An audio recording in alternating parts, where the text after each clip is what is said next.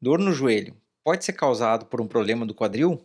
Ou melhor, um problema do quadril pode causar dor no joelho? Olá, meu nome é Davi Guzmão, sou médico ortopedista e vamos abordar essa irradiação da dor potencial do quadril para a coxa ou do quadril para o joelho e por que que isso acontece? Porque muitas vezes um paciente tem um problema no quadril e tem essa dor irradiada no joelho, investiga o joelho, faz uma ressonância, duas ressonâncias, três ressonâncias e o joelho não tem nada e quando a gente vê o problema no quadril.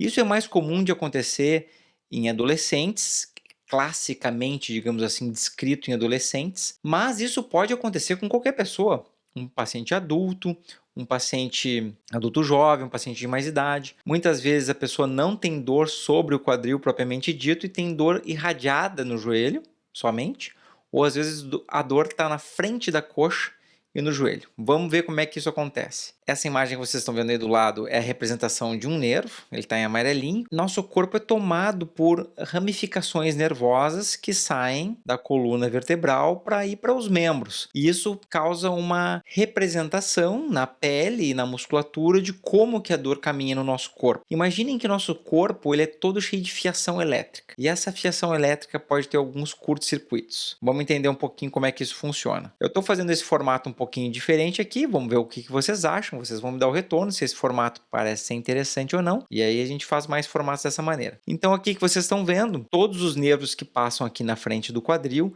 eles vão se ramificando distalmente, né, no membro inferior da região afetada. É interessante observar que na medida que uma articulação começa a sofrer, por exemplo, o quadril começa a ter um desgaste ou começa a ter alguma alteração inflamatória, os nervos que são responsáveis por dar sensibilidade da articulação do quadril podem entrar em curto-circuito, entre aspas. O que significa esse curto-circuito? É uma reação inflamatória que, quando ocorre nessa região, o nervo fica irritado, ele fica inflamado, então ele começa a ter um distúrbio na condução nervosa e esse distúrbio ele afeta toda a região distal, digamos assim, da parte do quadril para baixo na perna, vai ocorrer algum distúrbio e que vai afetar potencialmente músculos inervados por esses nervos que estão inervando o quadril, né? Os mesmos músculos que estão sendo inervados pelo nervo que inerva o quadril, e também a região na pele que é inervada pelos nervos que passam pelo quadril, a parte sensitiva. Eu vou falar de novo isso para ver se fica mais claro. O quadril é inervado por alguns nervos. Esses mesmos nervos, em regiões abaixo do quadril, inervam músculos e regiões da pele. Uma vez que os nervos do quadril ficam irritados, inflamados, pode causar distúrbios de sensação na musculatura e na pele, na parte sensitiva, onde esses mesmos nervos são responsáveis por inervar. Vamos continuar aprofundando. Então, a parte da frente do quadril, a gente tem a inervação da cápsula por ramos do nervo femoral, nervo fibular comum e nervo safeno. Eu estou falando desses nomes, eles vão se tornar mais importantes mais adiante.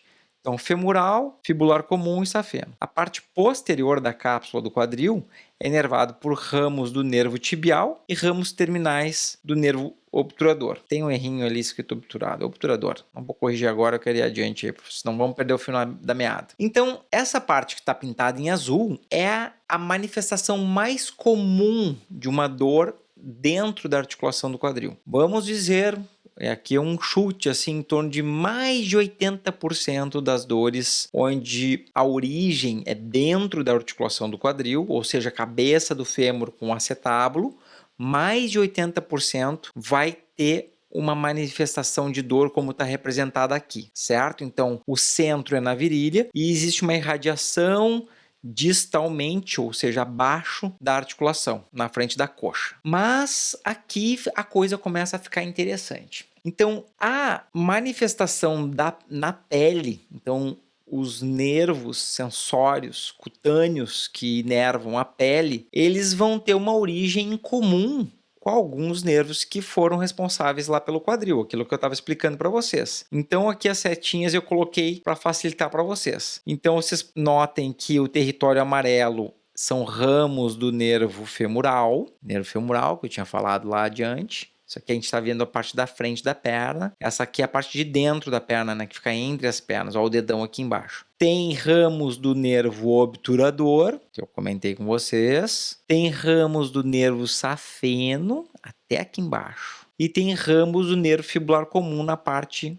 lateral da perna. Então, vocês notem que esse território, como está se armando isso na parte do membro inferior, né? Tudo uma rede elétrica. Então eu marquei com a setinha, eu sei que eventualmente vocês não conseguem ler ali, mas eu li para vocês. E eu acho que talvez até dando um pause no vídeo e dando um zoom ali, fazendo uma foto da tela, dá para vocês lerem. Mas o objetivo é vocês entenderem os cernes, né? A ideia central disso. Não decorar os nervos, isso aqui não é uma aula de anatomia, mas eu gosto de aprofundar o conhecimento. Vocês não precisam ter a simplificação máxima disso. Vocês têm capacidade de compreender isso. Então isso eu acho bacana. Na parte de trás da coxa, então aqui mudou a posição, né? Essa parte aqui é a lateral, é a parte de fora da perna, e aqui é a parte interna da perna. Vamos ver de novo aqui, ó, parte do nervo femoral, né? Aqui na parte posterior da coxa, parte do nervo safeno, na parte aqui na perna, nervo fibular comum, de novo, a parte do nervo femoral, que é essa parte amarela. A parte posterior da coxa não costuma ter muito frequentemente uma irradiação de origem do quadril, porque a grande maioria dos problemas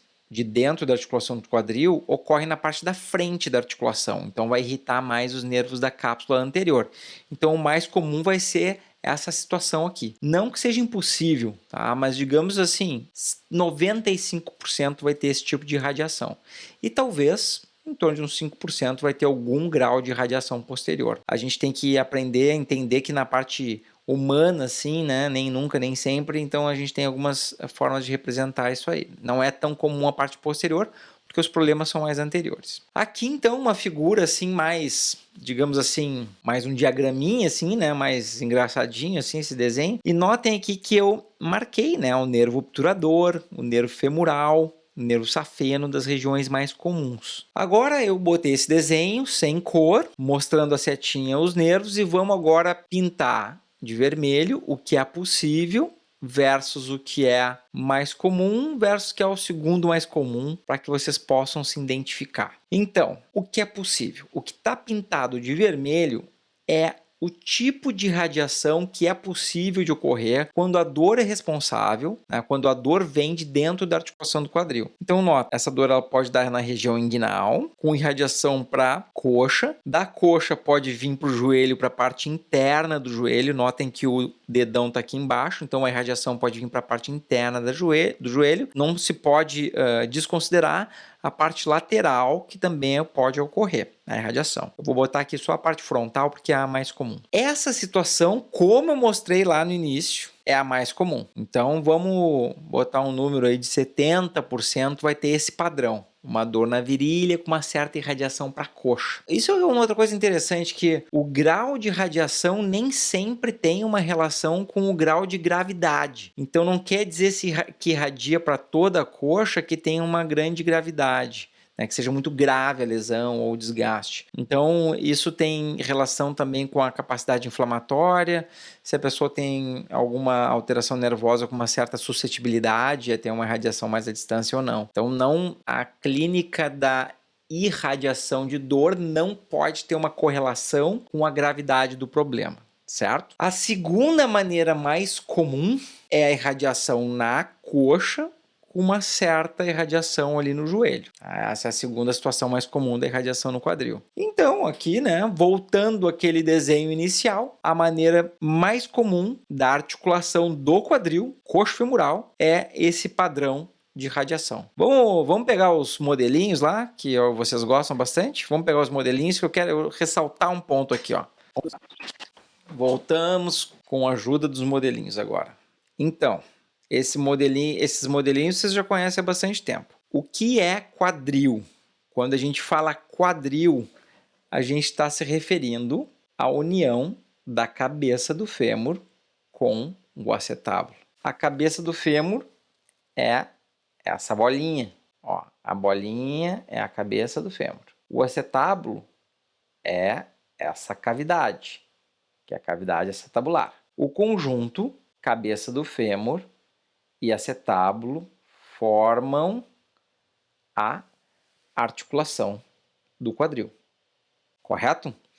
Então, às vezes, eu sei que existe uma confusão do pessoal chamar de quadril toda a pelve, incluindo a parte lombar. Às vezes as mulheres colocam a mão na cintura e falam assim, o meu quadril. Anatomicamente falando, e a maneira com que a gente divide as articulações, quando a gente usa a palavra quadril, a gente se refere à articulação da cabeça do fêmur com o acetábulo, que também pode ser chamada de articulação coxofemoral. Sabe que uma das razões que tem muita confusão de dor lombar com dor no quadril é por isso, né? Então, assim, popularmente, especialmente entre as mulheres, porque quando elas vão na costureira, elas falam em relação à medida do quadril. Então, popularmente, quando o pessoal fala quadril, o pessoal se refere às vezes a toda a pelve, toda a bacia, e inclui parte da região lombar e sacroiliaca. Quando os médicos falam quadril, normalmente a gente está se referindo à articulação coxofemoral, da cabeça do fêmur com o acetábulo.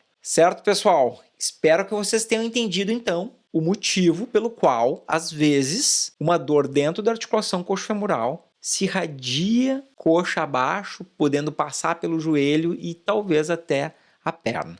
Não é o mais comum, mas é uma coisa que pode acontecer e eu gostaria que vocês estivessem atentos a isso, certo? Me digam se vocês gostaram desse formato, onde eu coloco alguns slides aqui do lado. Pode ser, o objetivo é ensinar vocês de uma forma mais séria, mais concreta, mostrando a razão. Não apenas eu podia simplesmente aqui falar, né? Pode doer no joelho e tal.